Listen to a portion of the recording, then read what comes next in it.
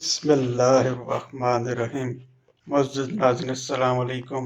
آپ کو اپنے چینل میں خوش آمدید کہتے ہیں اور حاضر ہیں ایک انتہائی اہم موضوع کے ساتھ۔ معزز ناظرین، آج کا ہمارا موضوع ہے خواتین کے غسل کے مسائل، جن کا جاننا خواتین کے لیے بہت ضروری ہے۔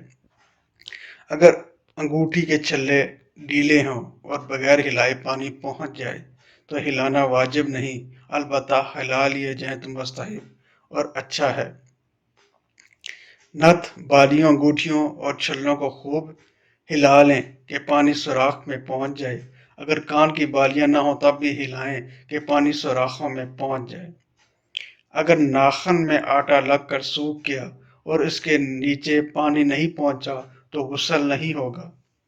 جب یاد آئے آٹا نکال کر پانی بہانا چاہیے۔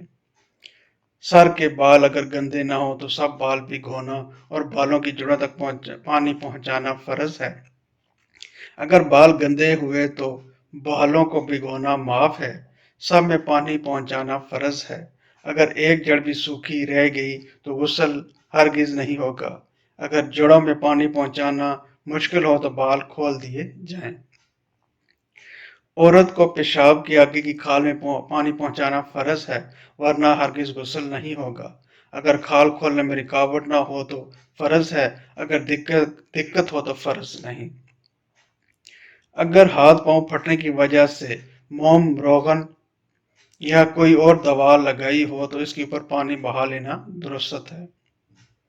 اگر بالوں پر تیل لگا ہوا ہو اور پانی ڈھلک جائے تو کوئی حرج نہیں۔ اگر دانتوں میں کوئی چیز پھنس گئی ہو تو اس کو خلال سے باہر نکال دیں، ورنہ غسل نہیں ہوگا۔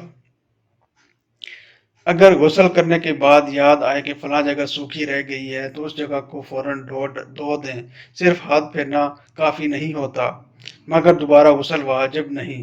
اگر ناک میں پانی نہیں ڈالا تو ناک میں پانی ڈالیں۔ اسی طرح ہر عضو کو دوبارہ دھوئیں جو سوکھا رہ گیا تھا۔ اگر جسم پر بال برابر بھی سوکھی جگہ رہ گئی ہو تو غسل نہیں ہوگا۔